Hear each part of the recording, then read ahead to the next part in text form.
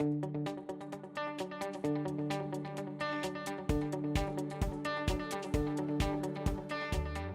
now that we know how to describe the quantities that our wave relies upon, wavelength, frequency, amplitude, speed, we want to come up with a way of mathematically joining those together to give an actual description of our wave as it moves along in space and in time. Clearly what we require is some kind of mathematical expression that also oscillates in space and in time. There's lots of different kinds of ways a wave can oscillate. There's square waves and triangular waves. We've got many mathematical functions we could think of using. It turns out that a really common one, and a very simple one to use, is a trigonometric function, a sinusoidal variation. It turns out also that in mathematics there's a special theorem called the Fourier theorem that says that sinusoidal waves can actually be used to construct all the other variations you might like to use. So for these reasons, we're going to base our description of the wave on a sinusoidal wave. In fact, we're going to use a cosine function. Now, those of you who may not remember all of your trigonometry, there's actually a resource available in the additional materials for this topic. You can go down and look at those to remind yourself of how these trigonometric functions work. But let's move on and have a look at a wave function and how we might write a function that describes it. So here we have our wave, and it looks a little bit like a cosine function. That's what we're going to be using to describe it with. It's a cosine function here that will have an amplitude of A, and this wave is going to be moving along in some direction. We'll start off here at some snapshot of it at time equals 0. Now, our wave repeats every wavelength, every time we go a distance of lambda.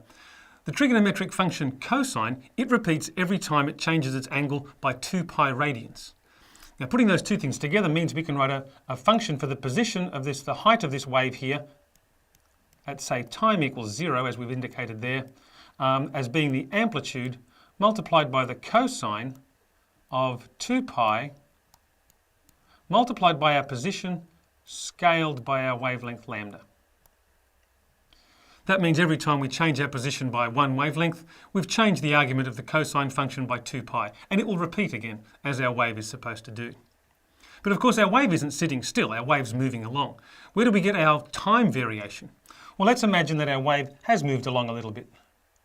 There it goes, it moved along, and now we're at some later time t, we'll call it. How far has our wave moved along? We should be able to calculate this distance the wave has moved, because we might know something about the speed of the wave. The wave will have moved, so the wave here has moved a distance d, which will be equal to the speed of the wave multiplied by that time. Now we can do a bit better than that because we know the speed of the wave also depends upon the frequency and the wavelength. So let's write it in terms of the frequency times the wavelength. We know that's what the speed equals times t. That's how far the wave has moved along. Now, in fact, we can write the same function for this wave that it's moved along if we use the old function and just subtract off this distance d that it's moved. So we can now write our function here at some later time, t, will be the amplitude times the cosine, and now I'm going to put 2 pi divided by the wavelength, lambda, multiplied by the position minus this distance here, f lambda t. Those two functions are telling me the same thing, but now one of them includes how the wave is moving in time. Now I can expand this a little bit here to write this as a cosine, and I'm going to end up with 2 pi times x divided by the wavelength minus 2 pi frequency multiplied by time. My wavelength cancelled out in that second term there. And this is now my equation showing how my wave will move in time, its variation in space. I'll just do a couple of simplifications here. That's always the case when we do wave functions. We're going to write this down now as a cosine, and instead of worrying about all those factors of 2 pi, we'll call this one here k times x, and then we'll call the next one omega times time. And what we've done here is we've said that k is simply going to be 2 pi divided by the wavelength. We call that the wave number of the wave. It's just the inverse of the wavelength multiplied by 2 pi. The other one we introduced here was the term omega, and that's going to be 2 pi times the frequency. and we call that the angular frequency of the wave. Now this is a nice description. As you can see, the wave is going to be a cosine kx minus omega t. There's just three numbers there we need to worry about, the a, the k, and the omega. In fact, if we go to an example of such a wave, here's a wave that might be travelling through some medium. It's written down here as a nice sinusoidal function, and it's easy to identify which quantities we need to know. For example, out the front here, this number is telling us that the amplitude of this wave equals 10. This number here that multiplies the x, it's telling us that the wave number k equals 6, which of course is the same as 2 times pi divided by the wavelength. So in fact, I can calculate the wavelength quite straightforwardly. This number here, 21, is telling me that the angular frequency equals 21, which is 2 pi times the frequency. So once again, I can calculate the frequency if I know that omega value. And finally, I might like to know the speed of the wave.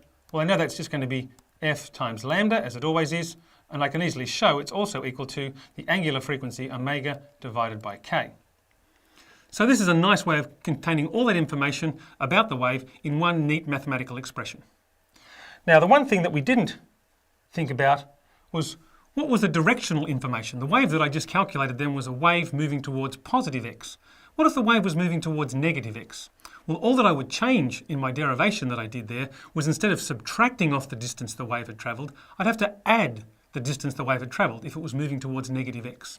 And so we can see here two almost identical waves. They've got the same value of k, they've got the same value of omega, the same value of a, but one of them has a minus sign sitting between those two terms there. That's a wave that's moving towards positive x, just as we derived. This one over here has a plus sign between the two, and what that means is this wave, almost identical, but is moving in the opposite direction. So we can also see the directional information as well as everything else in this nice, simple description. So now we have a nice mathematical way of describing our wave, which is going to be very useful for us to analyse some waves. In the next topic, we're going to start talking about a particular kind of wave, and that's going to be a sound wave.